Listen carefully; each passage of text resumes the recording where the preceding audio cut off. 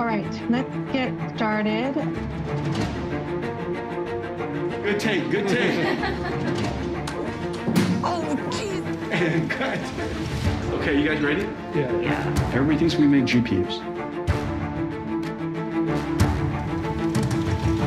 But NVIDIA is so much more than that. This whole keynote is going to be about that. Okay, so we'll start at the top. Examples of the use cases and then seeing it in action. That's kind of the flow. It's such a compelling story. I'm super nervous about this. Just gotta get in the rhythm. We're 2 weeks away from it. You guys can go really, really make it great. We should take a swing at it. Yeah, that's the plan. I think we need to get daily status on that animation. Can you mute? Because I hear myself. Sorry. What's the drop date for all the videos? It needs to be done on the 28th. Did you get all that? Safe travels, everybody. Super excited to see everyone. See you guys soon. Okay. Bye. We're basically moving as fast as the world can absorb technology. So we've got to leapfrog ourselves. Isn't it right?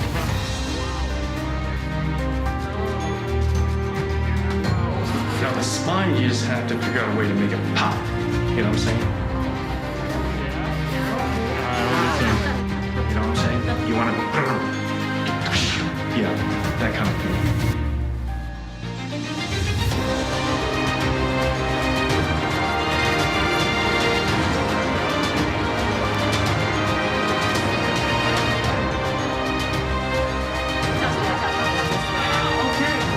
Thank you. I'm super late. Let's go.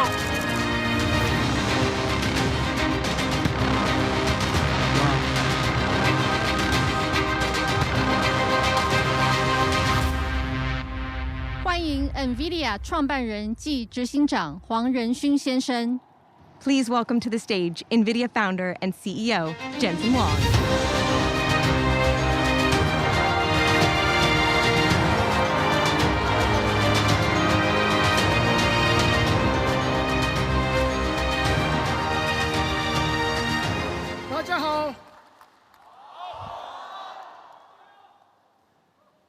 I am very happy to be back. Thank you, NTU, for letting us use your stadium. The last time I was here, I received a degree from NTU.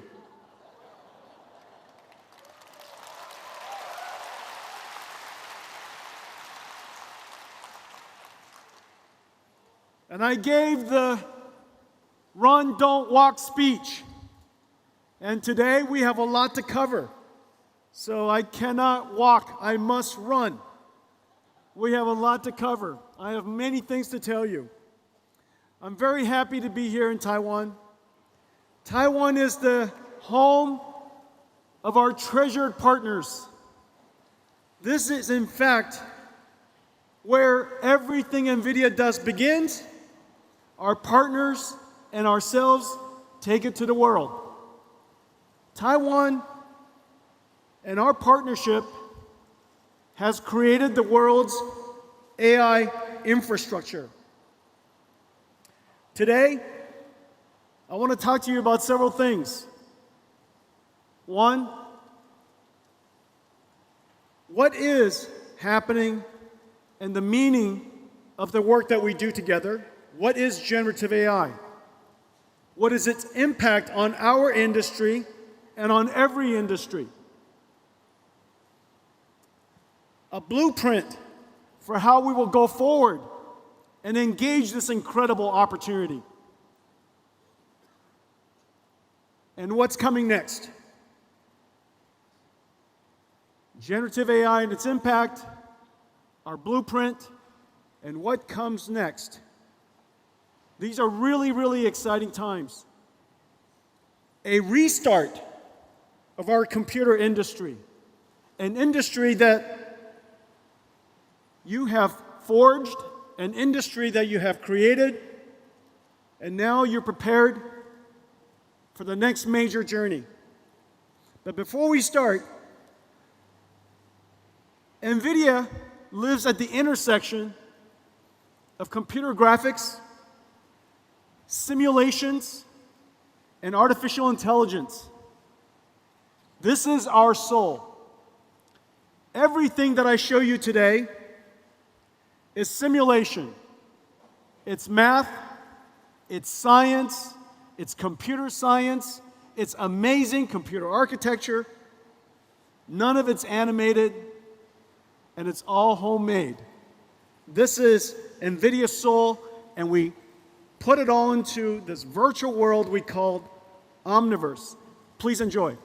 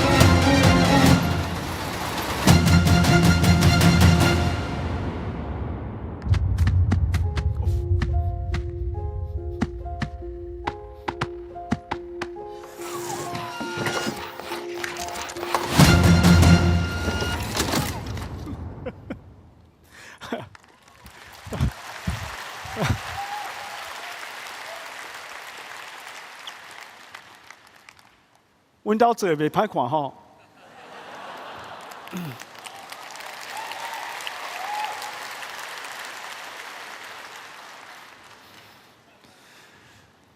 I want to speak to you in Chinese, but I have so much to tell you, I have to think too hard to speak Chinese.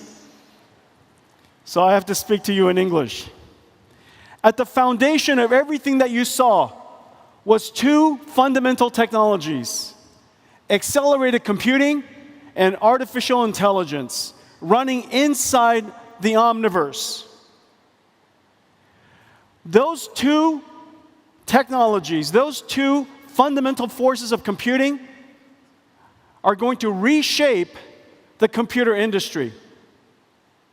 The computer industry is now some 60 years old. In a lot of ways, everything that we do today was invented the year after my birth, in 1964. The IBM System 360 introduced central processing units, general purpose computing, the separation of hardware and software through an operating system, multitasking, I/O subsystems, DMA, all kinds of technologies that we use today, architectural compatibility, backwards compatibility, family compatibility, all of the things that we know today about computing largely described in 1964.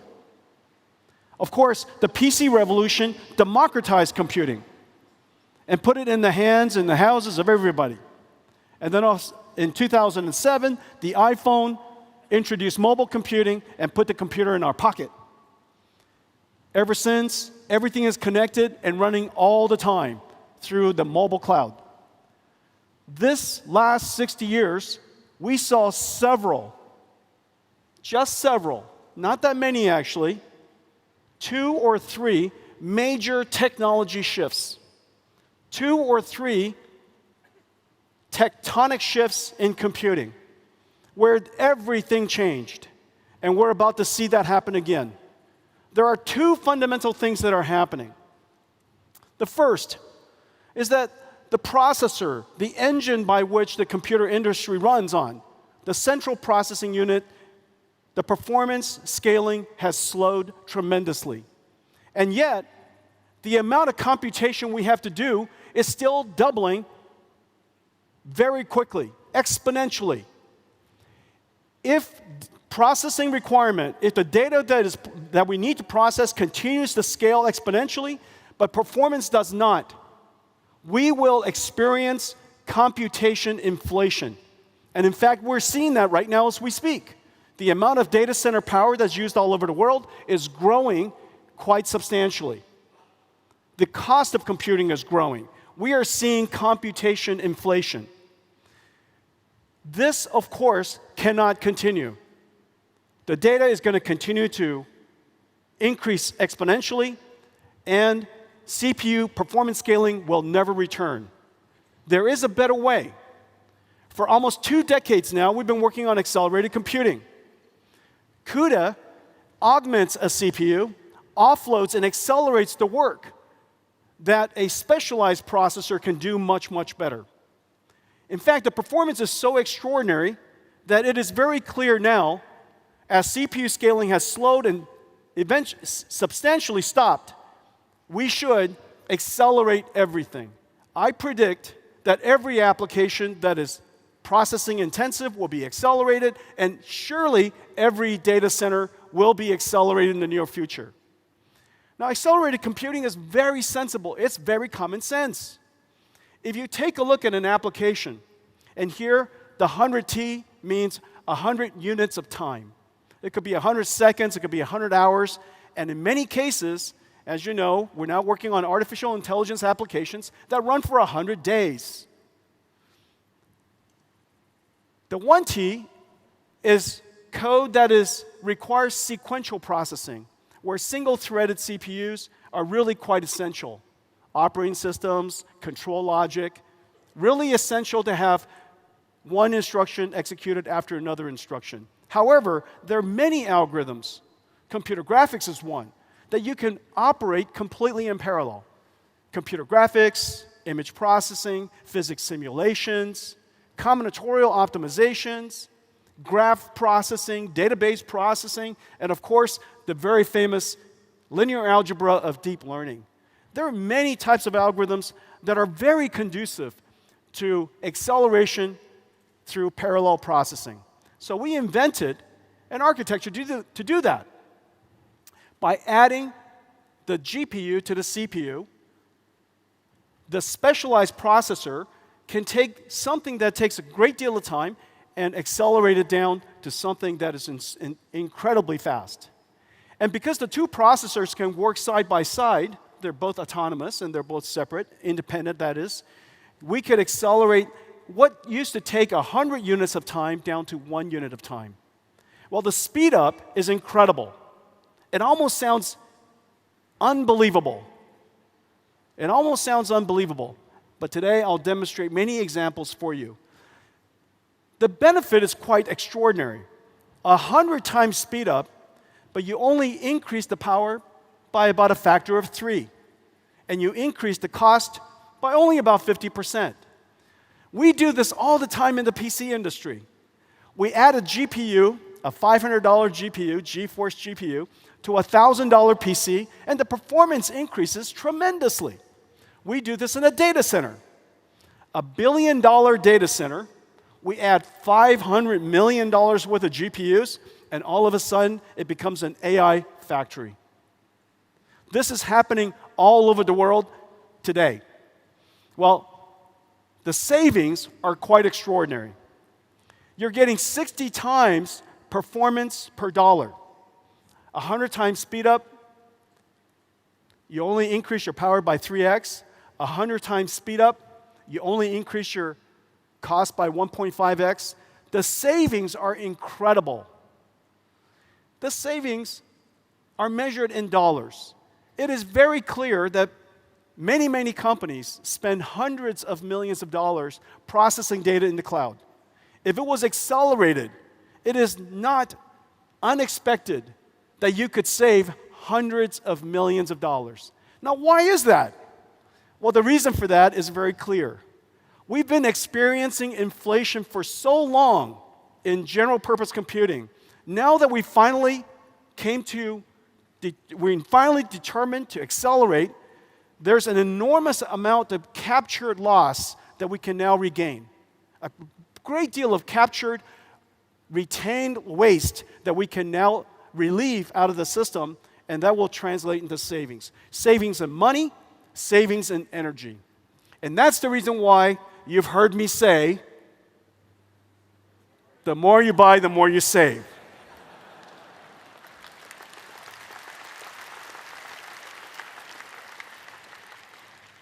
And now I've shown you the mathematics. It is not accurate, but it is correct. Okay, that's called CEO math. CEO math is not accurate, but it is correct. The more you buy, the more you save. Well, accelerated computing does deliver extraordinary results, but it is not easy. Why is it that it saves so much money, but people haven't done it for so long? The reason for that is because it's incredibly hard. There is no such thing as a software that you can just run through a C compiler and all of a sudden that application runs 100 times faster. That is not even logical. If it was possible to do that, they would have just changed the CPU to do that. You, in fact, have to rewrite the software. That's the hard part. The software has to be completely rewritten so that you could refactor, re-express the algorithms that was written on a CPU so that it could be accelerated, offloaded, accelerated, and run in parallel. That computer science exercise is insanely hard. Well, we've made it easy for the world over the last 20 years. Of course, the very famous cuDNN, the deep learning library that processes neural networks. We have a library for AI physics that you could use for fluid dynamics and many other applications where the neural network has to obey the laws of physics. We have a great new library called Ariel that is a CUDA accelerated 5G radio so that we can software define and accelerate the telecommunications networks the way that we've software defined the world's networking internet.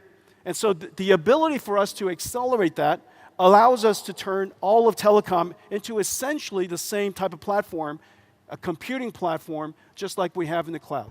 cuLitho is a computational lithography platform that allows us to process the most computationally intensive parts of chip manufacturing, making the mask. TSMC is in the process of going to production with cuLitho, saving enormous amounts of energy and enormous amounts of money, but the goal for TSMC is to accelerate their stack so that they're prepared for even further advances in algorithm and more computation for deeper and deeper, narrow and narrow transistors. Parabricks is our gene sequencing library.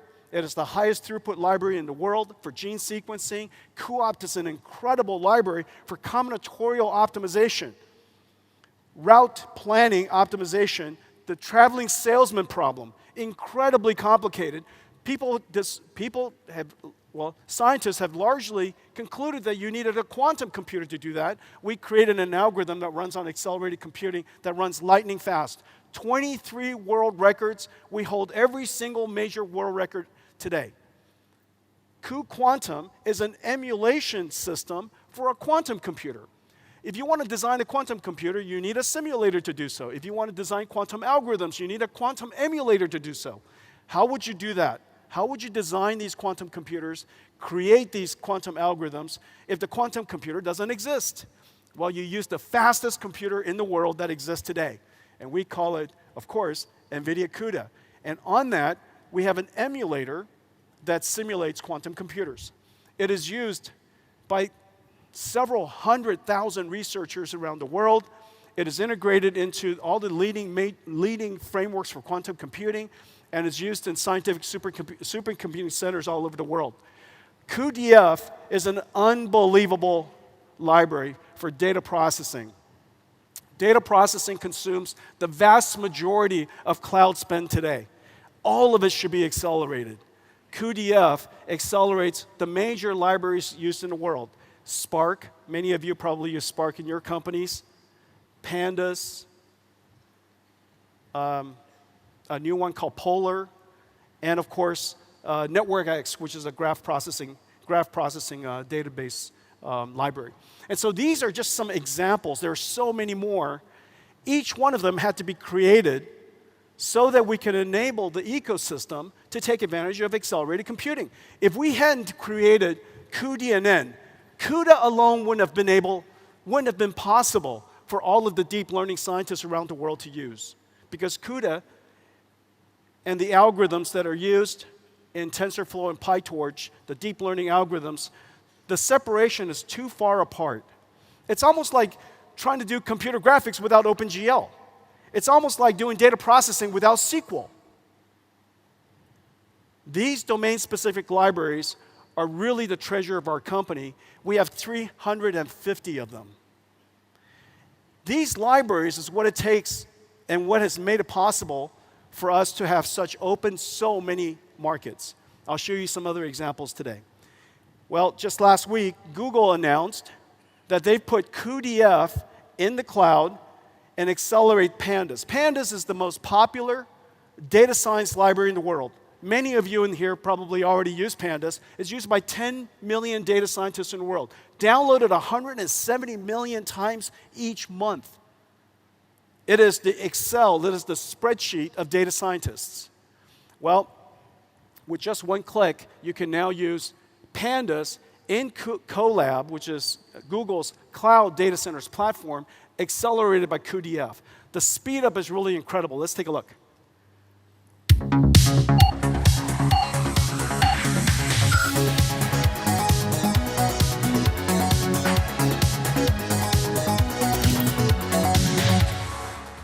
That was a great demo, right? Didn't take long.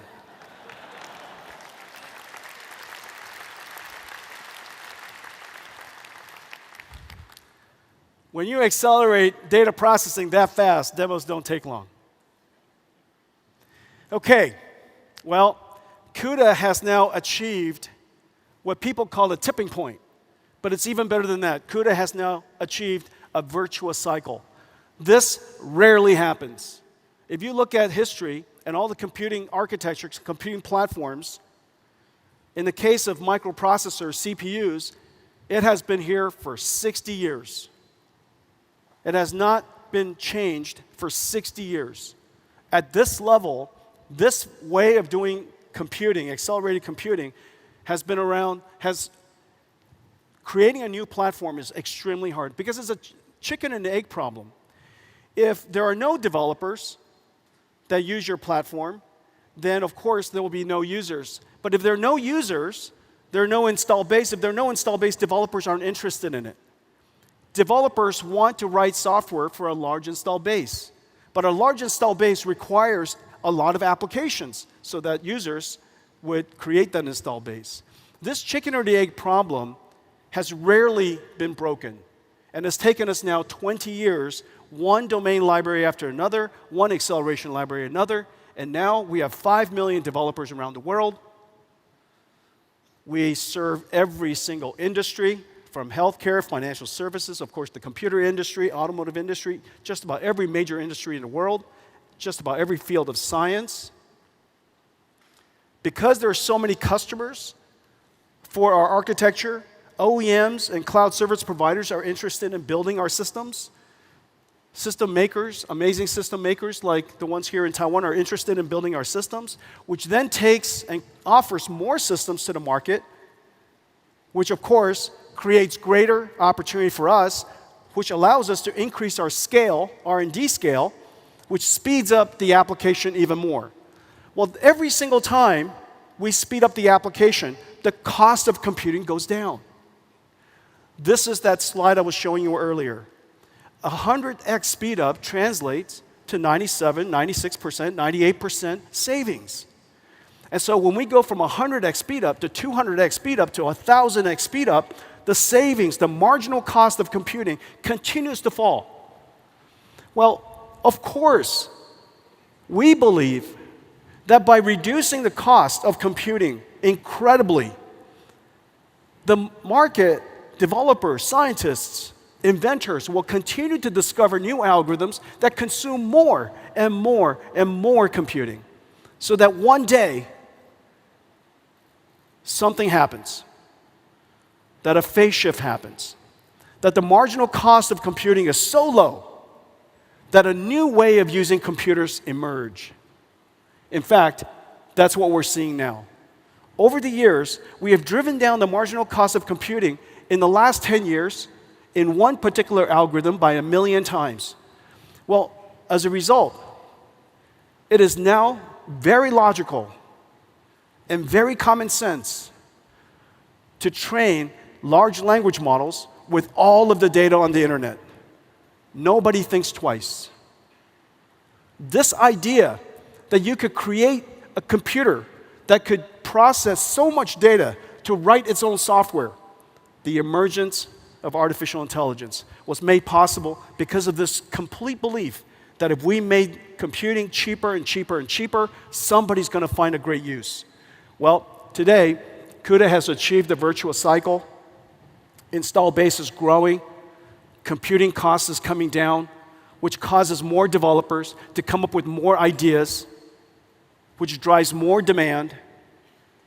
And now we're in the beginning of something very, very important. But before I show you that, I want to show you what is not possible if not for the fact that we created CUDA, that we created the modern version of the modern big bang of AI, generative AI. What I'm about to show you would not be possible. This is Earth 2. The idea that we would create a digital twin of the Earth, that we would go and simulate the Earth so that we could predict the future of our planet to better avert disasters or better understand the impact of climate change so that we can adapt better, so that we could change our habits now. This digital twin of Earth is probably one of the most ambitious projects that the world's ever undertaken, and we're taking large steps every single year, and I'll show you results every single year, but this year we made some great breakthroughs. Let's take a look.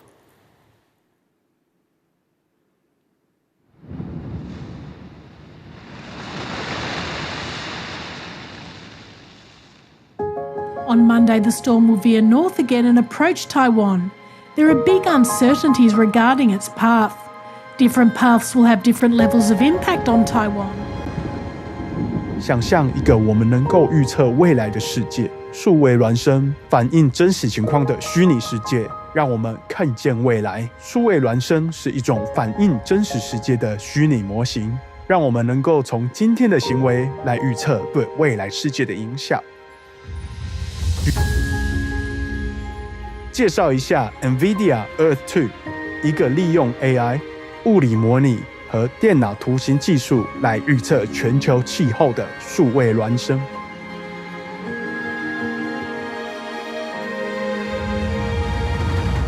Core Diff 是 NVIDIA 的生成式 AI 模型，它在 WRF 数值模拟的基础上训练而成，能够以12倍更高的解析度生成天气模式，从25公里提高到2公里，这代表了区域天气预测的一个巨大飞跃。令人惊讶的是 ，Core Diff AI 比传统的物理模拟方法快1000倍，且能源效率高3000倍。在台湾的中央气象局是用这些模型来更精确地预测台风登陆点，但我们并不止步于此。下一个前沿是超本地预测，能精确到数十米，并考虑到城市基础设施的影响。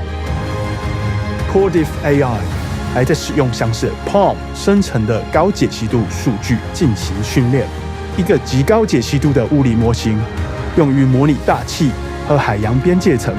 当与天气模拟风场结合一起时，它可以模拟建筑物周围的气流。单极强风汇聚的情况，我们预计能够预测像下冲这样的现象。当强风汇聚到街道层，会有可能造成腐坏并影响行人。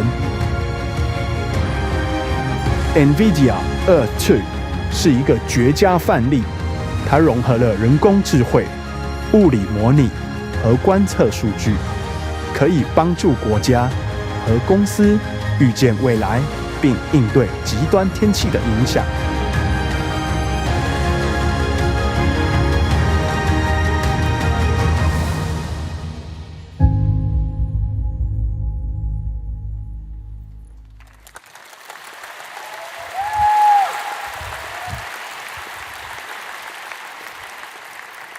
Someday, in the near future, we will have continuous weather prediction at every square kilometer on the planet.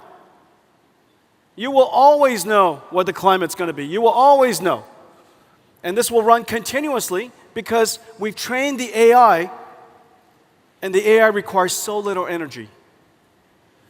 And so this is just an incredible achievement. I hope you enjoyed it. And very importantly, 我的国语讲的标准吗？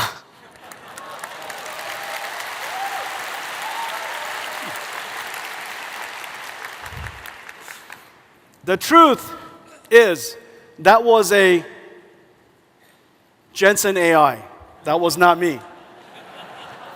I wrote it, but an AI, Jensen AI, had to say it. 我的国语不够好。 That is a miracle. That is a miracle indeed.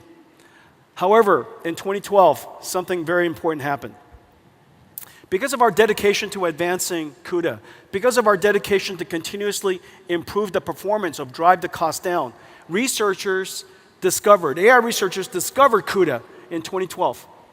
That was NVIDIA's first contact with AI.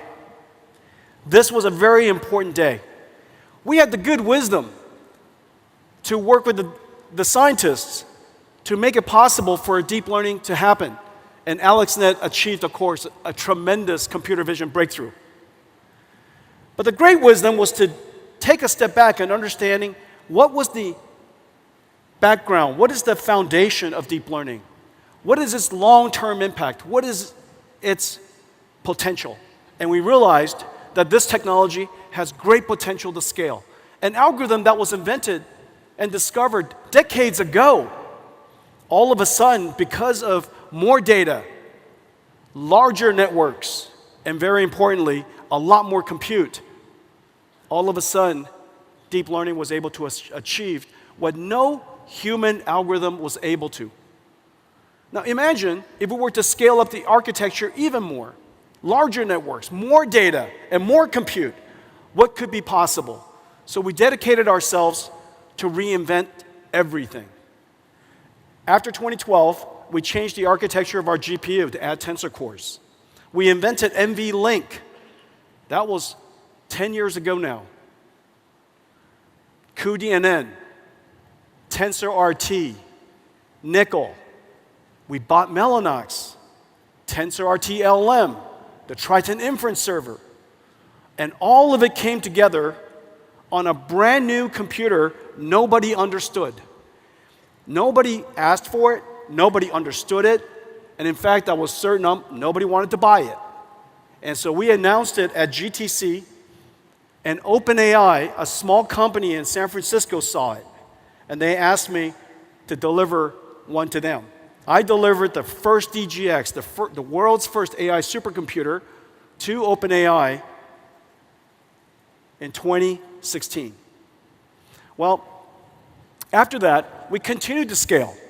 From one AI supercomputer, one AI appliance, we scaled it up to large supercomputers, even larger. By 2017, the world discovered transformers so that we could train enormous amounts of data and recognize and learn patterns that are sequential over large spans of time. It is now possible for us to train these large language models to understand and achieve a breakthrough in natural language understanding. And we kept going after that. We built even larger ones. And then in November 2022, trained on thousands, tens of thousands of NVIDIA GPUs in a very large AI supercomputer, OpenAI announced ChatGPT. 1 million users after 5 days. 1 million after 5 days, 100 million after 2 months. The fastest growing application in history. And the reason for that is very simple. It is just so easy to use, and it was so magical to use. To be able to interact with a computer like it's human. Instead of being clear about what you want, it's like the computer understands your meaning. It understands your intention. Oh, I think here it asks the closest night market. As you know, the night market is very important to me. So when I was young, I think I was 4.5 years old. I used to love going to the night market because I just love watching people. And so we went, my parents used to take us to the night market. 圆环, 讲对吗? 圆环, 去吃蚵仔煎. And I love going. And one day, my face, you guys might see that I have a large scar on my face. My face was cut because somebody was washing their knife, and I was a little kid.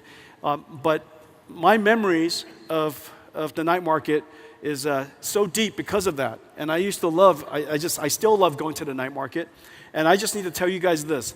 The Tonghua night market is really good because there's a lady, she's been working there for 43 years.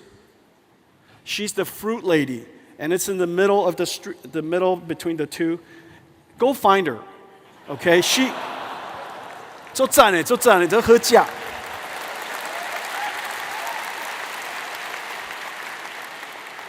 She's really terrific. I think it would be funny after this, all of you go to see her. Every year she's doing better and better.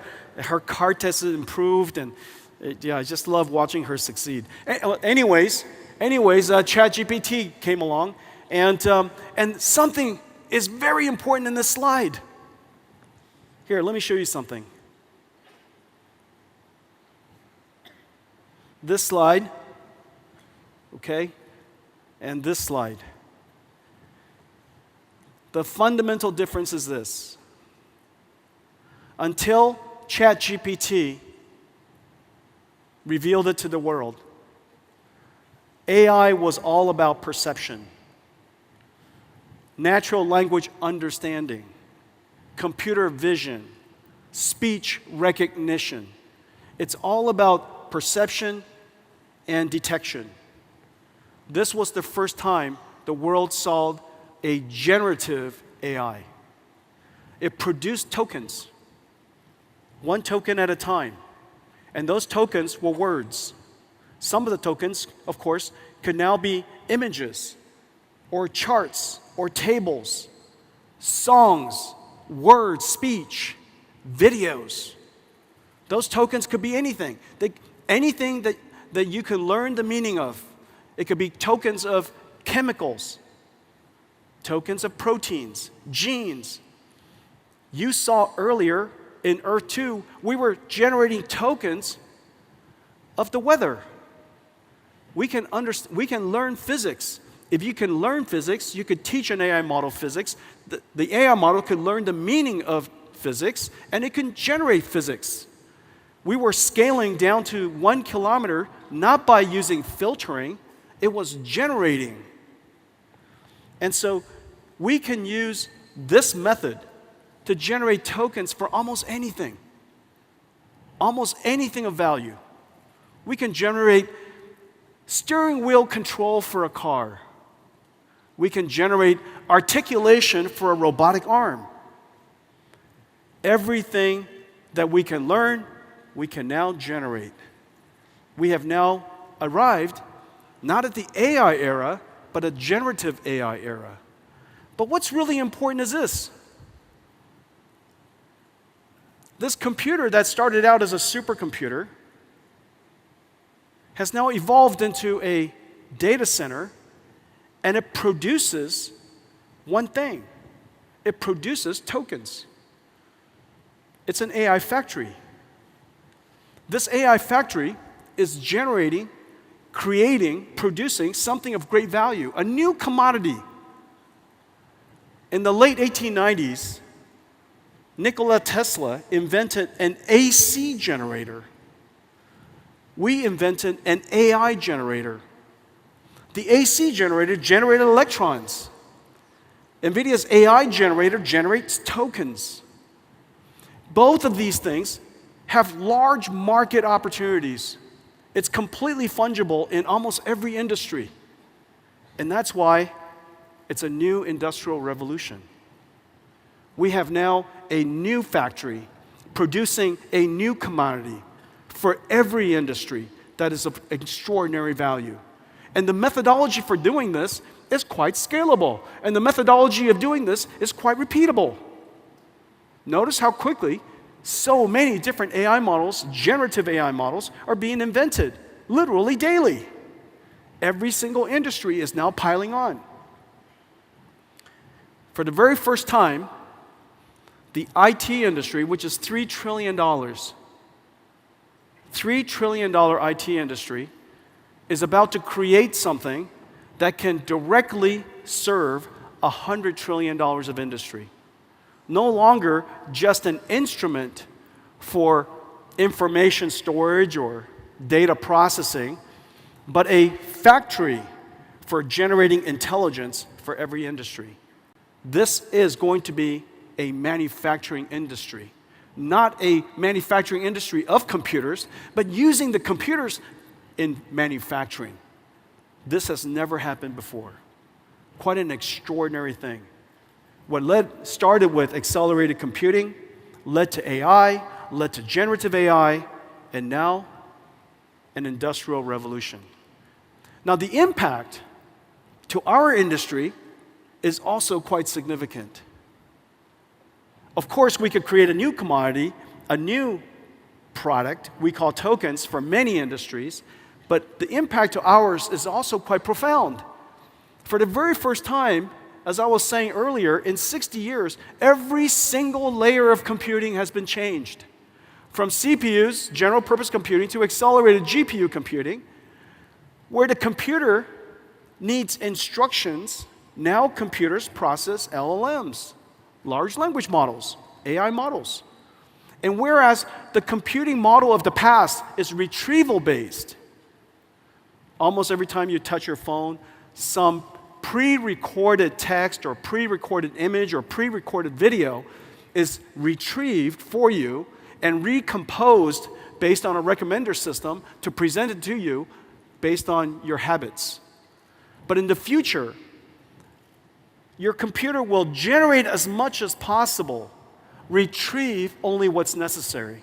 And the reason for that is because generated data requires less energy to go fetch information. Generated data also is more contextually relevant. It will encode knowledge, it will encode your understanding of you, and instead of get that information for me or get that file for me, you just say, ask me for an answer. And instead of a tool, instead of your computer being a tool that we use, the computer will now generate skills. It performs tasks. And instead of an industry that is producing software, which was a revolutionary idea in the early 90s. Remember, the idea that Microsoft created for packaging software revolutionized the PC industry. Without packaged software, what would we use the PC to do? It drove this industry. And now we have a new factory, a new computer. And what we will run on top of this is a new type of software. And we call it NIMS, NVIDIA Inference Microservices. Now, what happens is the NIM runs inside this factory. And this NIM is a pre-trained model. It's an AI. Well, this AI is, of course, quite complex in itself. But the computing stack that runs AIs are insanely complex. When you go and use ChatGPT, underneath their stack is a whole bunch of software. Underneath that prompt is a ton of software. And it's incredibly complex because the models are large, billions to trillions of parameters, It doesn't run on just one computer, it runs on multiple computers. It has to distribute the workload across multiple GPUs, tensor parallelism, pipeline parallelism, data parallelism, all kinds of parallelism, expert parallelism, all kinds of parallelism. Distributing the workload across multiple GPUs, processing it as fast as possible, because if you are in a factory, if you run a factory, your throughput directly correlates to your revenues. Your throughput directly correlates to quality of service. And your throughput directly correlates to the number of people who can use your service. We are now in a world where data center throughput, utilization is vitally important. It was important in the past, but not vitally important. It was important in the past, but people don't measure it. Today, every parameter is measured. Start time, uptime, utilization, throughput, idle time, you name it. Because it's a factory. When something is a factory, its operations directly correlate to the financial performance of the company. And so we realized that this is incredibly complex for most companies to do. So what we did was we created this AI in a box, and it contains an incredible amount of software. Inside this container is CUDA, cuDNN, TensorRT, Triton for inference services. It is cloud native so that you could auto scale in a Kubernetes environment. It has management services and hooks so that you can monitor your AIs. It has common APIs, standard APIs, so that you could literally chat with this box. You download this NIM and you can talk to it. So long as you have CUDA on your computer, which is now, of course, everywhere. It's in every cloud, available from every computer maker. It is available in hundreds of millions of PCs. When you download this, you have an AI, and you can chat with it like ChatGPT. All of the software is now integrated. 400 dependencies, all integrated into one. We tested this NIM, each one of these pre-trained models, against our entire install base that's in the cloud, all the different versions of Pascal and Amperes and Hoppers and all kinds of different versions. I even forget some. NIMS, incredible invention. This is one of my favorites. And of course, as you know, we now have the ability to create large language models and pre-trained models of all kinds. And we have all of these various versions, whether it's language-based or vision-based or imaging-based, or we have versions that are available for healthcare, digital biology. We have versions that are digital humans that I'll talk to you about. And the way you use this, just come to ai.nvidia.com. And today we just posted up in Hugging Face the Llama 3 NIM, fully optimized. It's available there for you to try. And you can even take it with you. It's available to you for free. And so you could run it in the cloud, run it in any cloud. You could download this container, put it into your own data center, and you could host it, make it available for your customers. We have, as I mentioned, all kinds of different domains. Physics, some of it is for semantic retrieval called RAGs, vision languages, all kinds of different languages. And the way that you use it is connecting these microservices into large applications. One of the most important applications in the coming future, of course, is customer service agents. Customer service agents are necessary in just about every single industry. It represents trillions of dollars of customer service around the world. Nurses are customer service agents in some ways. Some of them are non-prescription or non-diagnostics based nurses are essentially customer service. Customer service for retail, for quick service foods, financial services, insurance, just tens and tens of millions of customer service can now be augmented by language models and augmented by AI. And so these boxes that you see are basically NIMs. Some of the NIMs are reasoning agents. Given a task, figure out what the mission is, break it down into a plan. Some of the NIMs retrieve information. Some of the NIMs might go and do search. Some of the NIMs might use a tool like CUDA that I was talking about earlier. They could use a tool that could be running on SAP, and so it has to learn a particular language called ABAP. Maybe some NIMs have to do SQL queries. And so all of these NIMs are experts that are now assembled as a team. So what's happening? The application layer has been changed. What used to be applications written with instructions are now applications that are assembling teams of AIs. Very few people know how to write programs. Almost everybody knows how to break down a problem and assemble teams. Every company, I believe, in the future will have a large collection of NIMs, and you would bring down the experts that you want. You connect them into a team, and you don't even have to figure out exactly how to connect them. You just give the mission to an agent, to a NIM, to figure out who to break the tasks down and who to give it to. And that central, the leader of the application, if you will, the leader of the team, would break down the task and give it to the various team members. The team members would perform their task, bring it back to the team leader. The team leader would reason about that and present an information back to you. Just like humans. This is in our near future. This is the way applications are going to look. Now, of course, we could interact with these AI services with text prompts and speech prompts. However, there are many applications where we would like to interact with what is otherwise a human-like form. We call them digital humans. NVIDIA has been working on digital human technology for some time. Let me show it to you. And before I do that, hang on a second.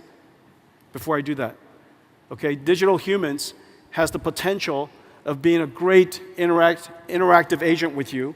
They make much more engaging. They could be much more empathetic. And of course, we have to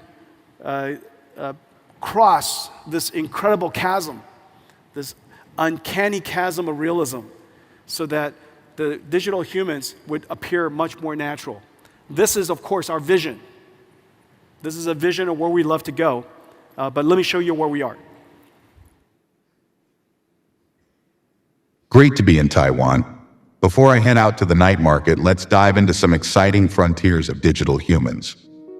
Imagine a future where computers interact with us just like humans can. Hi, my name is Sophie, and I am a digital human brand ambassador for Unique.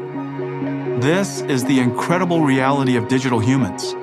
Digital humans will revolutionize industries, from customer service to advertising and gaming. The possibilities for digital humans are endless. Using the scans you took of your current kitchen with your phone, they will be AI interior designers, helping generate beautiful, photorealistic suggestions and sourcing the materials and furniture. We have generated several design options for you to choose from. They'll also be AI customer service agents, making the interaction more engaging and personalized, or digital healthcare workers who will check on patients, providing timely, personalized care. I did forget to mention to the doctor that I am allergic to penicillin. Is it still okay to take the medications? The antibiotics you've been prescribed, ciprofloxacin and metronidazole, don't contain penicillin, so it's perfectly safe for you to take them.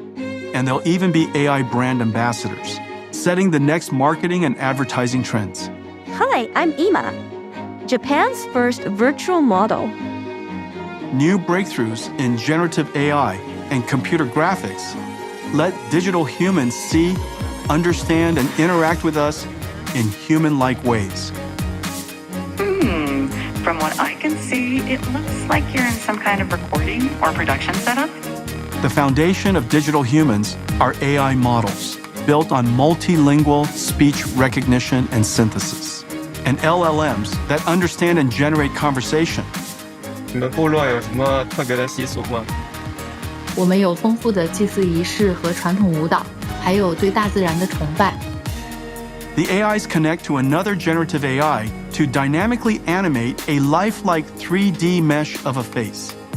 And finally, AI models that reproduce lifelike appearances, enabling real-time path-traced subsurface scattering to simulate the way light penetrates the skin, scatters, and exits at various points, giving skin its soft and translucent appearance. NVIDIA ACE is a suite of digital human technologies packaged as easy-to-deploy, fully optimized microservices or NIMs. Developers can integrate ACE NIMs into their existing frameworks, engines, and digital human experiences. Nemotron SLM and LLM NIMs to understand our intent and orchestrate other models. Riva Speech NIMs for interactive speech and translation. Audio to face and gesture NIMs for facial and body animation. And Omniverse RTX with DLSS for neural rendering of skin and hair. ACE NIMs run on NVIDIA GDN, a global network of NVIDIA accelerated infrastructure that delivers low-latency digital human processing to over 100 regions. 好吗？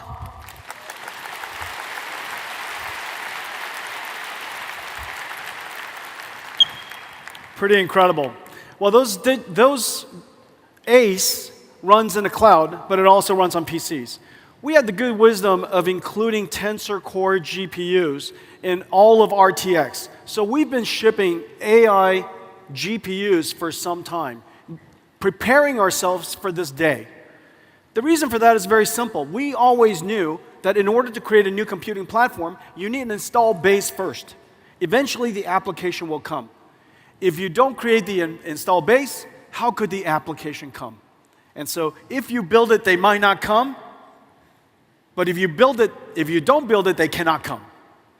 And so we installed every single RTX GPU with Tensor Core processing. And now we have 100 million GeForce RTX AI PCs in the world. And we're shipping 200. And this COMPUTEX, we're featuring 4 new amazing laptops. All of them are able to run AI. Your future laptop, your future PC will become an AI. It'll be constantly helping you, assisting you in the background. The PC will also run applications that are enhanced by AI. Of course, all your photo editing, your writing, and your tools, all the things that you use will all be enhanced by AI. And your PC will also host applications with digital humans that are AIs. And so there are different ways that AIs will manifest themselves and become used in PCs, but PCs will become very important AI platform. And so where do we go from here? I spoke earlier about the scaling of our data centers, and every single time we scaled, we found a new phase change. When we scaled from DGX into large AI supercomputers, we enabled transformers to be able to train on enormously large data sets. Well, what happened was, in the beginning, the data was human supervised. It required human labeling to train AIs. Unfortunately, there is only so much you can human label. Transformers made it possible for unsupervised learning to happen. Now, transformers just look at an enormous amount of data, or look at an enormous amount of video, or look at an enormous amount of images, and it can learn from studying an enormous amount of data, find the patterns and relationships itself. Well, the next generation of AI needs to be physically based. Most of the AIs today don't understand the laws of physics. It's not grounded in the physical world. In order for us to generate images and videos and 3D graphics and many physics phenomenons, we need AIs that are physically based and understand the laws of physics. Well, the way that you could do that is, of course, learning from video is one source. Another way is synthetic data, simulation data. And another way is using computers to learn with each other. This is really no different than using AlphaGo, having AlphaGo play itself, self-play, and between the two, capabilities, same capabilities, playing each other for a very long period of time, they emerge even smarter. And so you're going to start to see this type of AI emerging. Well, if the AI data is synthetically generated and using reinforcement learning, it stands to reason that the rate of data generation will continue to advance. And every single time data generation grows, the amount of computation that we have to offer needs to grow with it. We are about to enter a phase where AIs can learn the laws of physics and understand and be grounded in physical world data. And so we expect that models will continue to grow. And we need larger GPUs. Well, Blackwell was designed for this generation. This is Blackwell, and it has several very important technologies. One, of course, is just the size of the chip. We took two of the largest, a chip that is as large as you can make it at TSMC, and we connected two of them together with a 10 terabytes per second link between. The world's most advanced SerDes connecting these two together. We then put two of them on a computer node, connected with a Grace CPU. The Grace CPU could be used for several things. In the training situation, it could be used for fast checkpoint and restart. In the case of inference and generation, it could be used for storing context memory, so that the AI has memory and understands the context of the conversation you would like to have. It's our second generation transformer engine. Transformer engine allows us to adapt dynamically to a lower precision based on the precision and the range necessary for that layer of computation. This is our second generation GPU that has secure AI, so that you could ask your service providers to protect your AI from being either stolen, from theft, or tampering. This is our fifth generation NVLink. NVLink allows us to connect multiple GPUs together, and I'll show you more of that in a second. And this is also our first generation with a reliability and availability engine. This system, this RAS system, allows us to test every single transistor, flip-flop, memory on chip, memory off chip, so that we can, in the field, determine whether a particular chip is failing. The MTBF, the mean time between failure of a supercomputer with 10,000 GPUs, is measured in hours. The mean time between failure of a supercomputer with 100,000 GPUs is measured in minutes. And so the ability for a supercomputer to run for a long period of time and train a model that could last for several months is practically impossible if we don't invent technologies to enhance its reliability. Reliability would, of course, enhance its uptime, which directly affects the cost.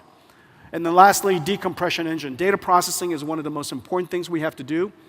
We added a data compression engine, decompression engine, so that we can pull data out of storage 20 times faster than what's possible today. Well, all of this represents Blackwell, and I think we have one here that's in production. During GTC, I showed you Blackwell in the prototype state. The other side? This is why we practice.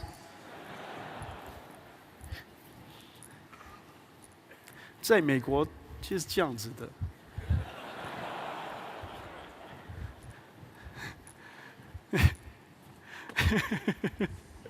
Ladies and gentlemen, this is Blackwell.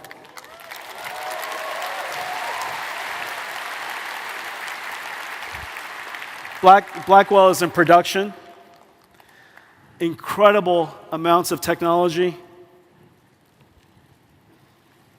This is our production board. This is the most complex, highest performance computer the world's ever made. This is the Grace CPU.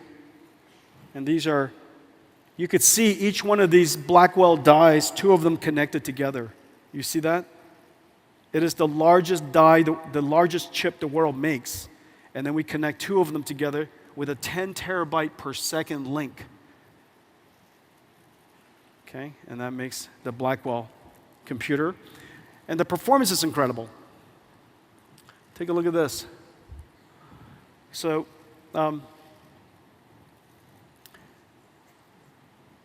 you see our the computational, the flops, the AI flops for each generation has increased by 1,000 times in 8 years.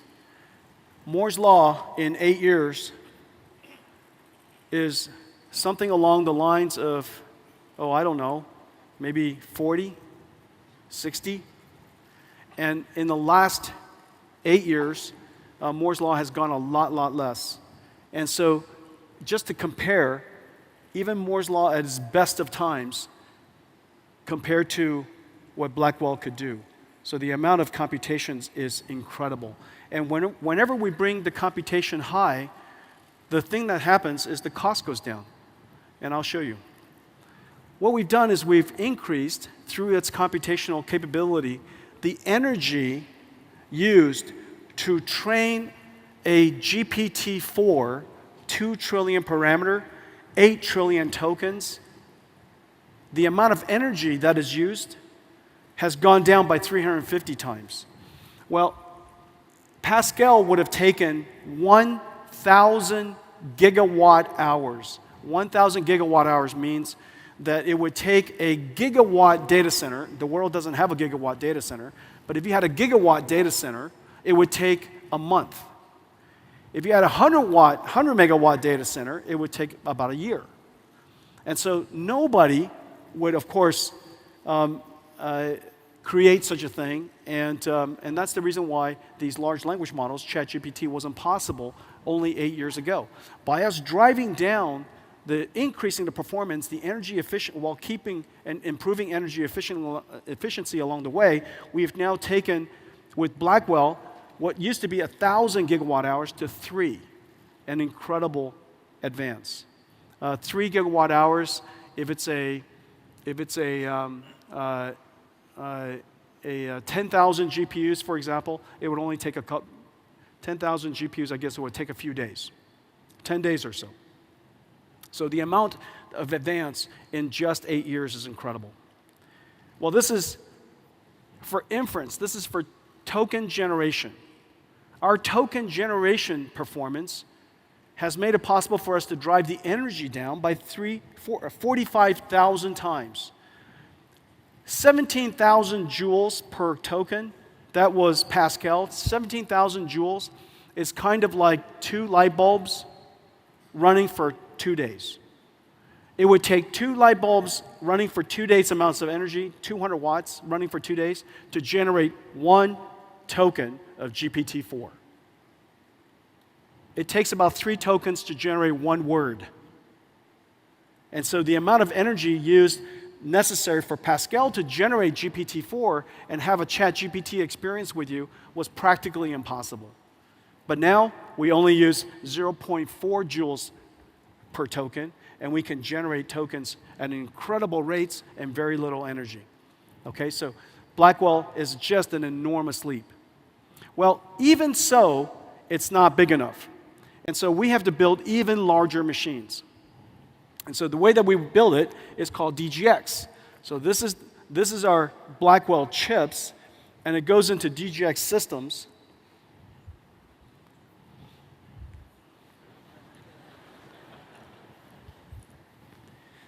That's why we should practice. So this is a DGX Blackwell. This is air-cooled, has 8 of these GPUs inside. Look at the size of the heat sinks on these GPUs. About 15 kilowatts, 15,000 watts, and completely air-cooled. This version supports x86, and it goes into the infrastructure that we've been shipping hoppers into. However, if you would like to have liquid cooling, we have a new system, and this new system is based on this board, and we call it MGX for modular. And this modular system, you won't be able to see this. Can they see this? Can you see this? You can?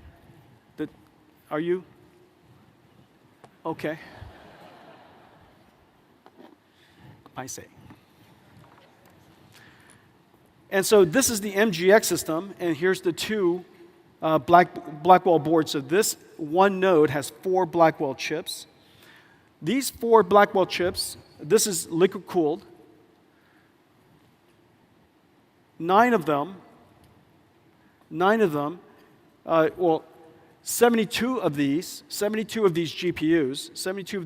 GPUs are then connected together with a new NVLink. This is NVLink Switch 5th generation. And the NVLink Switch is a technology miracle. This is the most advanced switch the world's ever made. The data rate is insane. And these switches connect every single one of these Blackwells to each other so that we have one giant 72 GPU Blackwell. Well, the benefit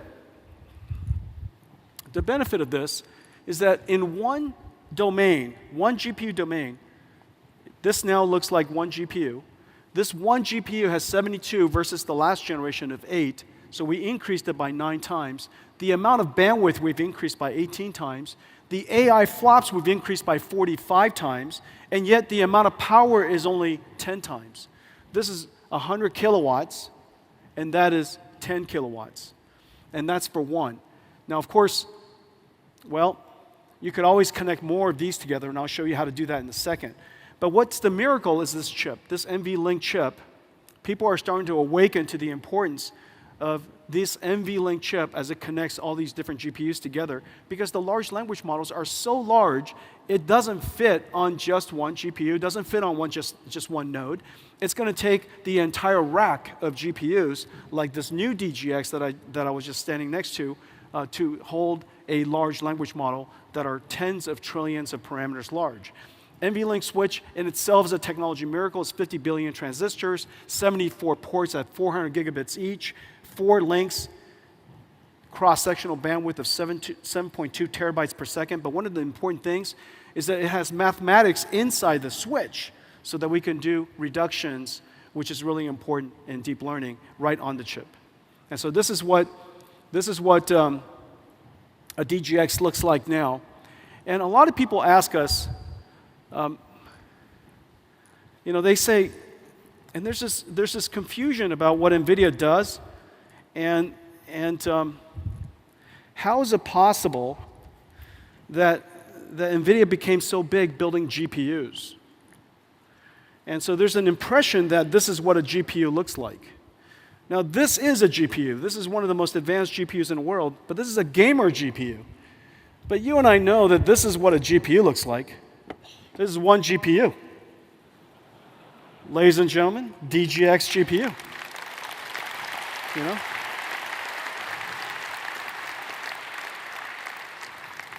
The back of this GPU is the NVLink spine. The NVLink spine is 5,000 wires, 2 miles. And it's right here. This is an NVLink spine. And it connects 72 GPUs to each other. This is an electrical, mechanical miracle.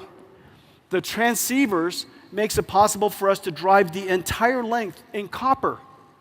And as a result, this switch, the NVLink Switch, driving the NVLink spine in copper, makes it possible for us to save 20 kilowatts in one rack. 20 kilowatts could now be used for processing. Just an incredible achievement. So this is the NVLink spine.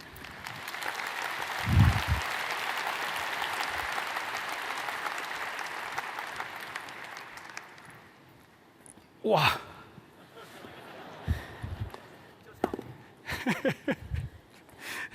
I went down today. And even this is not big enough. Even this is not big enough for AI factories, so we have to connect it all together with very high-speed networking. Well, we have 2 types of networking. We have InfiniBand, which has been used in supercomputing and AI factories all over the world. And it is growing incredibly fast for us. However, not every data center can handle InfiniBand because they've already invested their ecosystem in Ethernet for too long. And it does take some specialty and some expertise to manage InfiniBand switches and InfiniBand networks.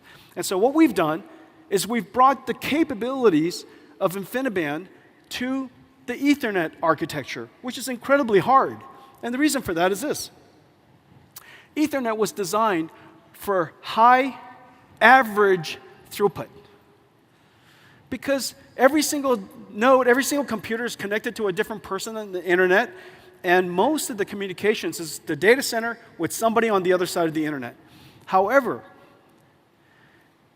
deep learning and AI factories, the GPUs are not communicating with people on the internet mostly, it's communicating with each other.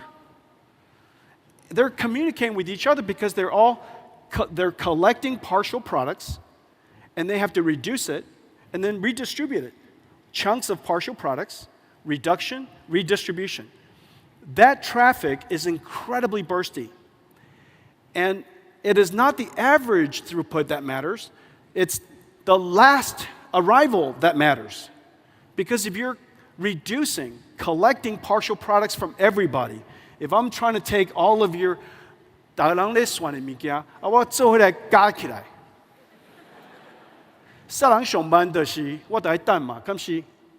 so it's not the average throughput, it's whoever gives me the answer last. Okay? Ethernet has no provision for that.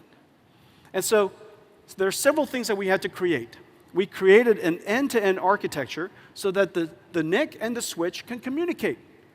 And we applied 4 different technologies to make this possible. Number one, NVIDIA has the world's most advanced RDMA. And so now we have the ability to have a network-level RDMA for Ethernet that is incredibly great. Number 2, we have congestion control. The switch does telemetry at all times incredibly fast. And whenever the GPUs or the NICs are sending too much information, we can tell them to back off so that it doesn't create hotspots. Number 3, adaptive routing. Ethernet needs to transmit and receive in order.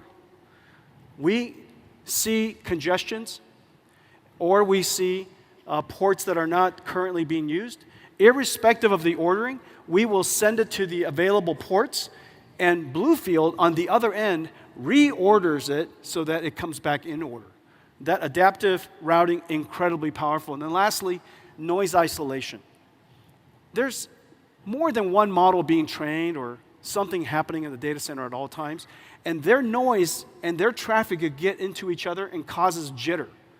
And so when the noise of one model training causes the last arrival to end up too late, it really slows down the training. Well, overall, remember, you have built a $5 billion or $3 billion data center, and you're using this for training. If the utilization, network utilization, was 40% lower, and as a result, the training time was 20% longer, the $5 billion data center is effectively like a $6 billion data center. So the cost is incredible. The cost impact is quite high. Ethernet with Spectrum-X basically allows us to improve the performance so much that the network is basically free. And so this is really quite an achievement. We have a whole pipeline of Ethernet products behind us. This is Spectrum X800. It is 51.2 terabits per second and 256 radix. The next one coming is 512 radix, is 1 year from now. 512 radix, and that's called Spectrum X800 Ultra. And the one after that is X1600. But the important idea is this. X800 is designed for tens of thousands of GPUs. X800 Ultra is designed for hundreds of thousands of GPUs. And X1600 is designed for millions of GPUs. The days of millions of GPU data centers are coming. And the reason for that is very simple. Of course, we want to train much larger models, but very importantly, in the future, almost every interaction you have with the internet or with a computer will likely have a generative AI running in the cloud somewhere. And that generative AI is working with you, interacting with you, generating videos or images or text, or maybe a digital human. And so you're interacting with your computer almost all the time. And there's always a generative AI connected to that. Some of it is on-prem, some of it is on your device, and a lot of it could be in the cloud. These generative AIs will also do a lot of reasoning capability. Instead of just one-shot answers, they might iterate on answers so that it improves the quality of the answer before they give it to you. And so the amount of generation we're going to do in the future is going to be extraordinary. Let's take a look at all of this put together. Now tonight, this is our first nighttime keynote. I want to thank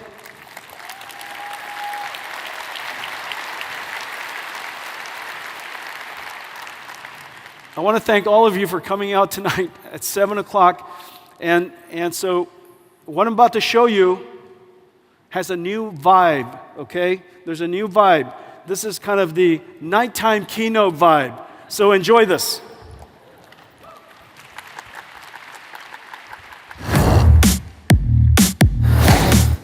Blackwell.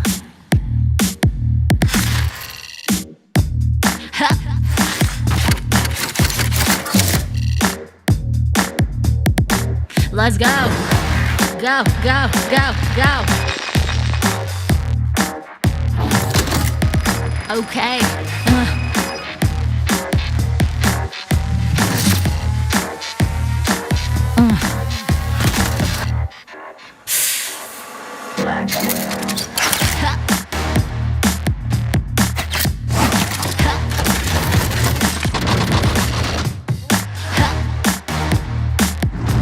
加速运算，人工智慧，科学创新，前所未有。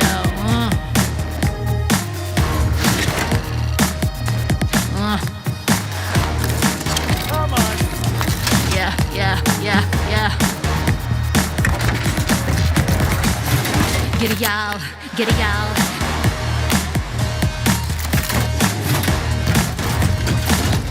Let's go.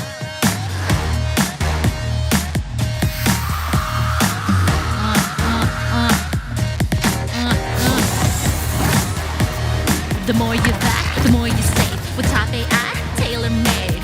Faster than the speed of light. Efficient, best to date. 加速运算，人工智慧，科学创新。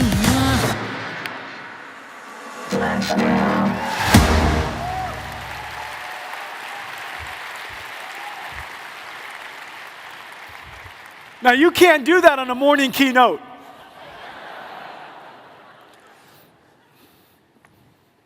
I think that style of keynote has never been done in COMPUTEX ever.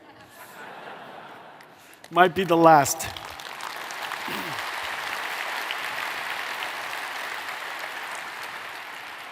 Only NVIDIA can pull off that.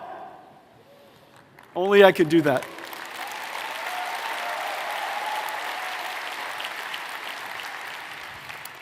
Blackwell, of course, is the first generation of NVIDIA platforms that was launched at the beginning, right as the world knows the generative AI era is here. Just as the world realized the importance of AI factories, just as the beginning of this new industrial revolution. We have so much support. Nearly every OEM, every computer maker, every CSP, every GPU cloud, sovereign clouds, even telecommunication companies, enterprises all over the world. The amount of success, the amount of adoption, the amount of enthusiasm for Blackwell is just really off the charts, and I want to thank everybody for that.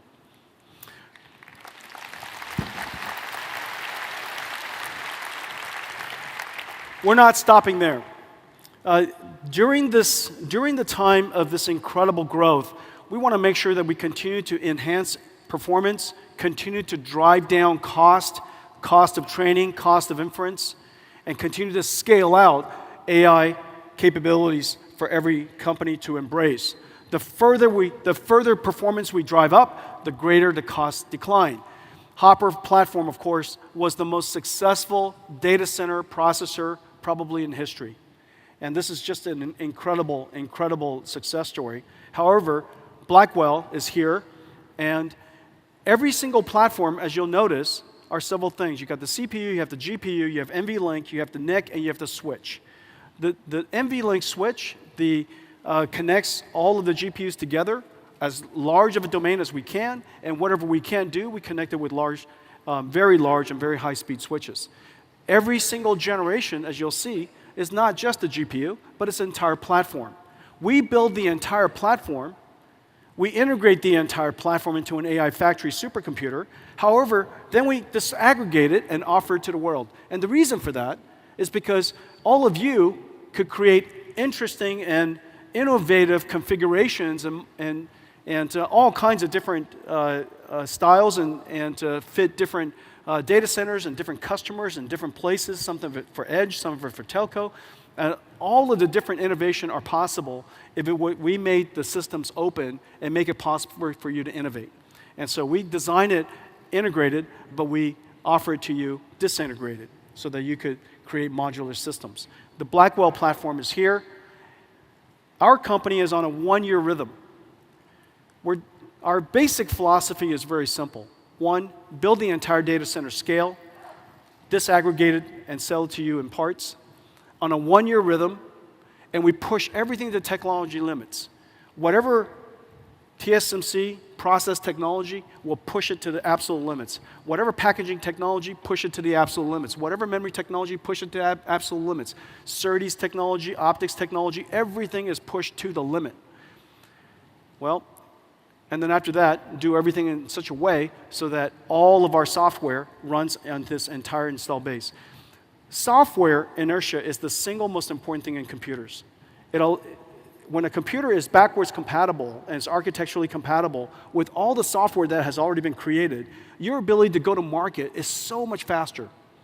And so the velocity is incredible when we can take advantage of the entire install base of software that has already been created. Well, Blackwell is here. Next year is Blackwell Ultra.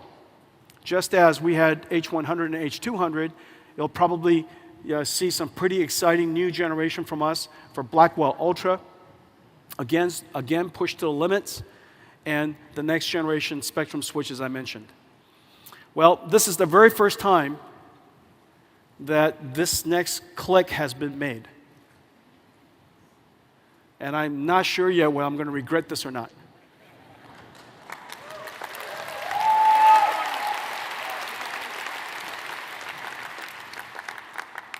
We have code names in our company, and we try to keep them very secret. Oftentimes, most of the employees don't even know. But our next generation platform is called Rubin. The Rubin platform, I'm not going to spend much time on it. I know what's going to happen. You're going to take pictures of it, and you're going to go look at the fine prints, and feel free to do that. So we have the Rubin platform, and 1 year later, we have the Rubin Ultra platform. All of these chips that I'm showing you here are all in full development, 100% of them. And the rhythm is 1 year at the limits of technology, all 100% architecturally compatible. So this is basically what NVIDIA is building, and all of the richness of software on top of it. So in a lot of ways, the last 12 years, from that moment of ImageNet and us realizing that the future of computing was going to radically change to today, is really exactly as I was holding up earlier, GeForce pre-2012 and NVIDIA today. The company has really transformed tremendously, and I want to thank all of our partners here for supporting us every step along the way. This is the NVIDIA Blackwell platform.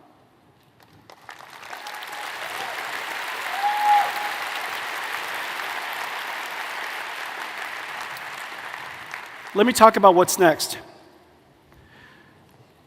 The next wave of AI is physical AI. AI that understands the laws of physics. AI that can work among us. And so they have to understand the world model so that they understand how to interpret the world, how to perceive the world. They have to, of course, have excellent cognitive capabilities so they can understand us, understand what we asked, and perform the tasks. In the future, robotics is a much more pervasive idea. Of course, when I say robotics, there's a humanoid robotics that's usually the representation of that. But that's not at all true. Everything is going to be robotic. All of the factories will be robotic.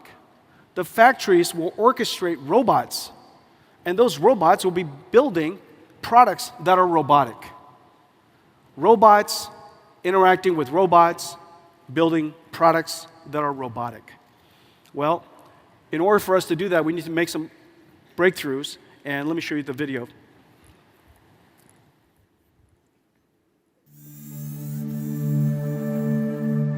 The era of robotics has arrived. One day, everything that moves will be autonomous. Researchers and companies around the world are developing robots powered by physical AI. Physical AIs are models that can understand instructions and autonomously perform complex tasks in the real world. Multimodal LLMs are breakthroughs that enable robots to learn, perceive, and understand the world around them and plan how they'll act. And from human demonstrations, robots can now learn the skills required to interact with the world using gross and fine motor skills. One of the integral technologies for advancing robotics is reinforcement learning. Just as LLMs need RLHF, or reinforcement learning from human feedback, to learn particular skills, generative physical AI can learn skills using reinforcement learning from physics feedback in a simulated world. These simulation environments are where robots learn to make decisions by performing actions in a virtual world that obeys the laws of physics. In these robot gyms, a robot can learn to perform complex and dynamic tasks safely and quickly, refining their skills through millions of acts of trial and error. We built NVIDIA Omniverse as the operating system where physical AIs can be created. Omniverse is a development platform for virtual world simulation, combining real-time, physically based rendering, physics simulation, and generative AI technologies. In Omniverse, robots can learn how to be robots. They learn how to autonomously manipulate objects with precision, such as grasping and handling objects, or navigate environments autonomously, finding optimal paths while avoiding obstacles and hazards.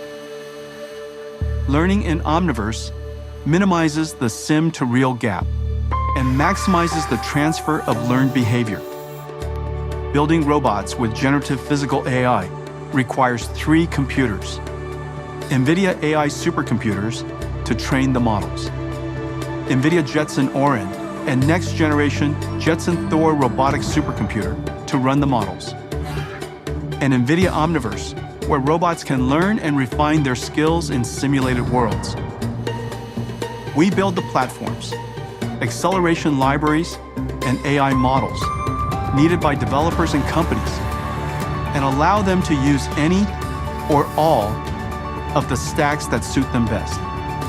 The next wave of AI is here.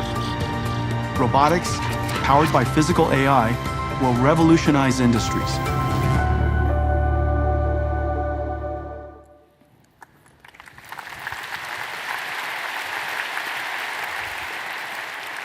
This isn't the future, this is happening now. There are several ways that we're going to serve the market. The first, we're going to create platforms for each type of robotic systems. One for robotic factories and warehouses, one for robots that manipulate things, one for robots that move, and one for robots that are humanoid. And so each one of these robotics platform is like almost everything else we do: a computer, acceleration libraries, and pre-trained models. Computers, acceleration libraries, pre-trained models. And we test everything, we train everything, and integrate everything inside Omniverse, where Omniverse is, as the video was saying, where robots learn how to be robots. Now, of course, the ecosystem of robotic warehouses is really, really complex. It takes a lot of companies, a lot of tools, a lot of technology to build a modern warehouse. And warehouses are increasingly robotic. One of these days will be fully robotic. And so In each one of these ecosystems, we have SDKs and APIs that are connected into the software industry, SDKs and APIs connected into edge AI industry and companies, and then also, of course, systems that are designed for PLCs and robotic systems for the ODMs. It's then integrated by integrators created for ultimately building warehouses for customers. Here we have an example of Kenmac building a robotic warehouse for Giant Group.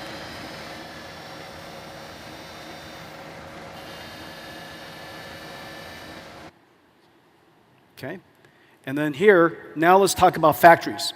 Factories has a completely different ecosystem, and Foxconn is building some of the world's most advanced factories.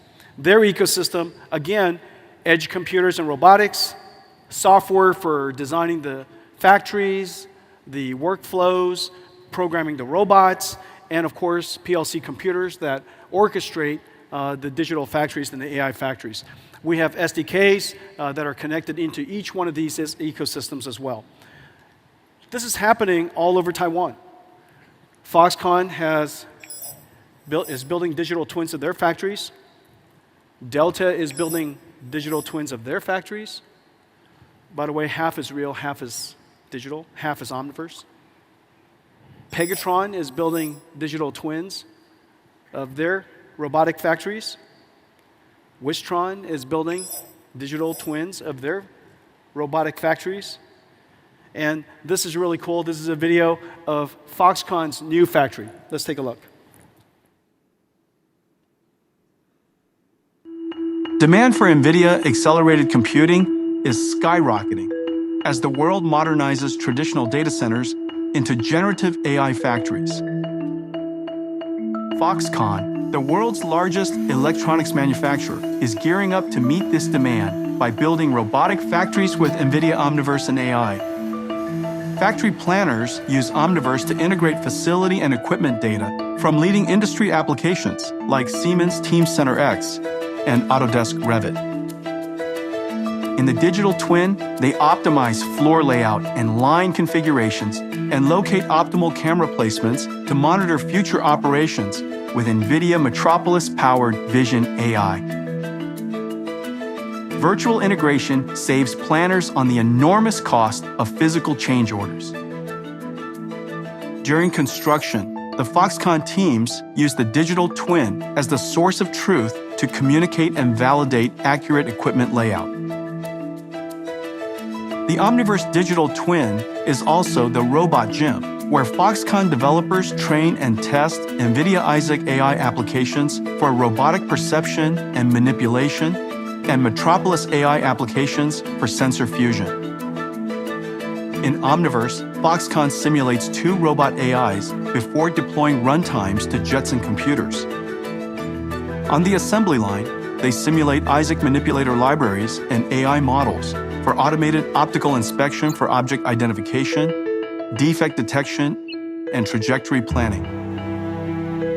To transfer HGX systems to the test pods, they simulate Isaac Perceptor-powered Ferrobot AMRs as they perceive and move about their environment with 3D mapping and reconstruction. With Omniverse, Foxconn builds their robotic factories that orchestrate robots running on NVIDIA Isaac to build NVIDIA AI supercomputers, which in turn train Foxconn's robots.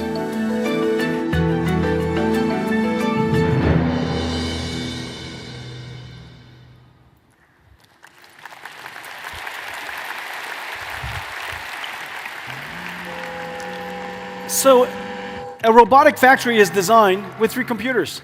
Train the AI on NVIDIA AI.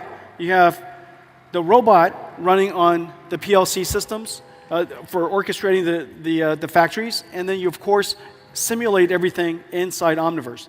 Well, the robotic arm and the robotic AMRs are also the same way, 3 computer systems.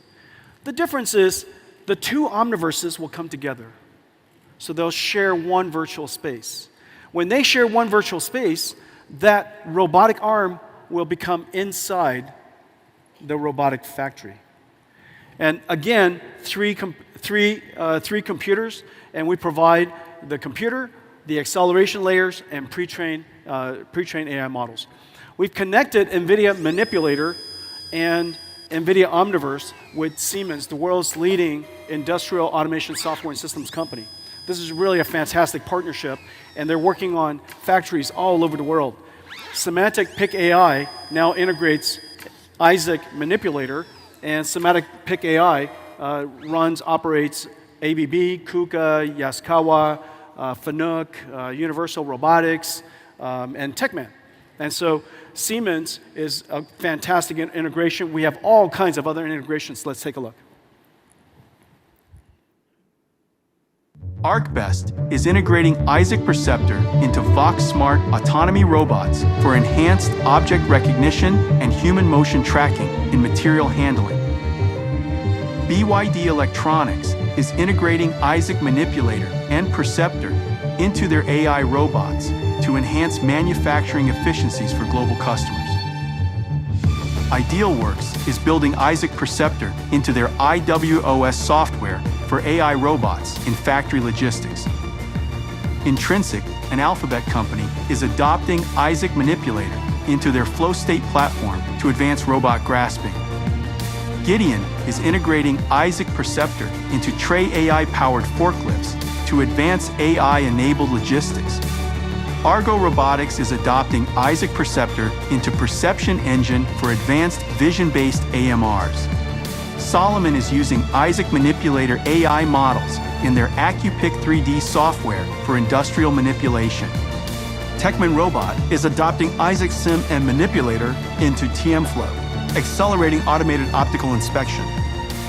Teradyne Robotics is integrating Isaac Manipulator into Polyscope X for cobots and Isaac Perceptor into Mir AMRs. Vention is integrating Isaac Manipulator into machine logic for AI manipulation robots. Robotics is here. Physical AI is here.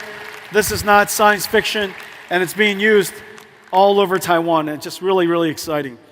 And that's the factory, the robots inside, and of course, all the products are going to be robotics. So there are two very high volume robotics products. One, of course, is the self-driving car, or cars that have a great deal of autonomous capability. NVIDIA, again, builds the entire stack. Next year, we're going to go to production with the Mercedes fleet, and after that, in 2026, the JLR fleet. We offer the full stack to the world. However, you're welcome to take whichever parts, whichever layer of our stack, just as the entire drive stack is open. The next high-volume robotics product that's going to be manufactured by robotic factories with robots inside will likely be humanoid robots. And this has great progress in recent years in both the cognitive capability because of foundation models and also the world understanding capability that we're in the process of developing. I'm really excited about this area because obviously the easiest robot to adapt into the world are humanoid robots because we built the world for us. We also have the most amount of data to train these robots than other types of robots because we have the same physique. And so the amount of training data we can provide through demonstration capabilities and video capabilities is going to be really great. And so we're going to see a lot of progress in this area. Well, I think we have some robots that we'd like to welcome. Here we go. About my size.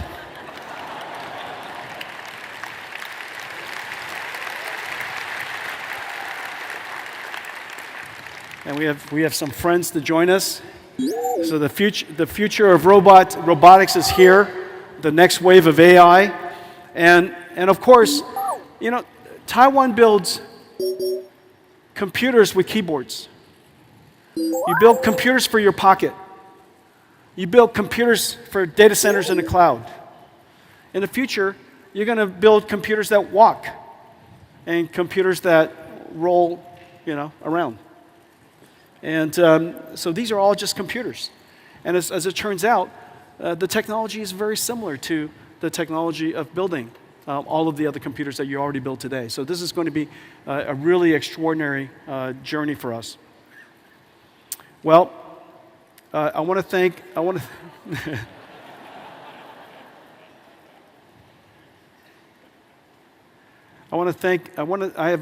I've made one last video, if you don't mind.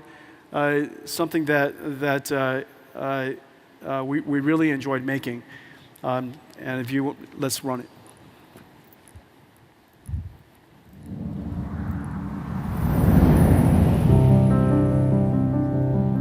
台湾帮助我们实现了一个愿景，在这条漫长的路上，无数的伙伴支持着我们。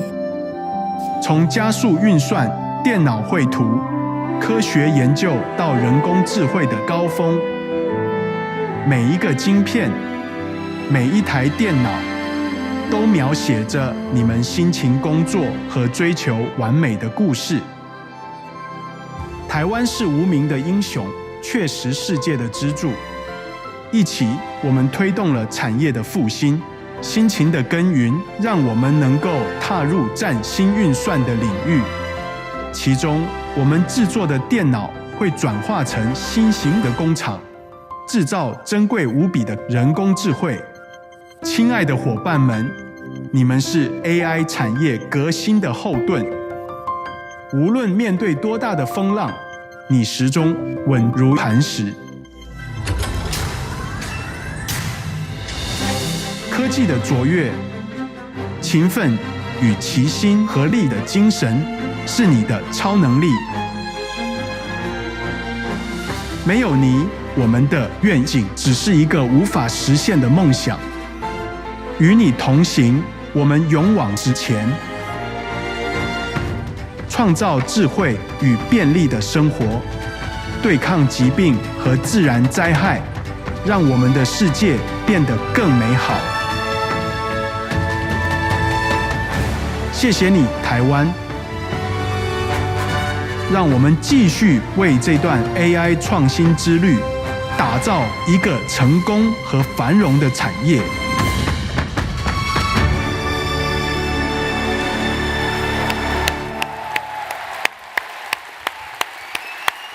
大家谢谢 ，Thank you. I love you guys. Thank you. 大家谢谢。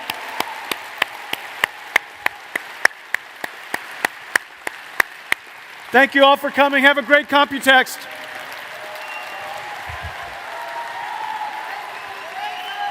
Thank you. I am here at COMPUTEX. I will make you like me best. Yeah, sing it with me. I really like NVIDIA.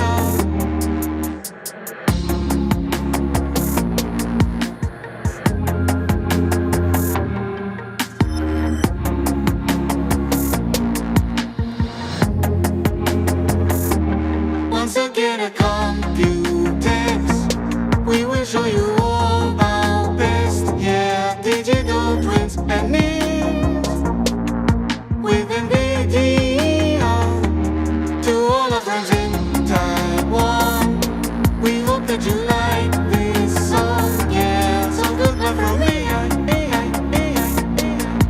and NVIDIA.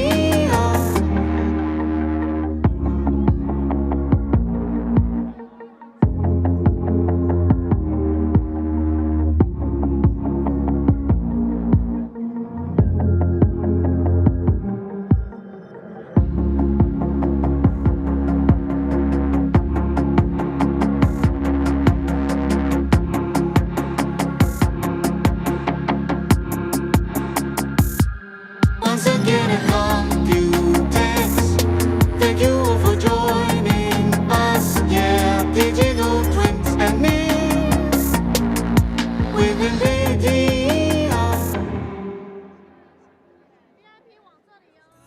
This is it, I can feel it. But still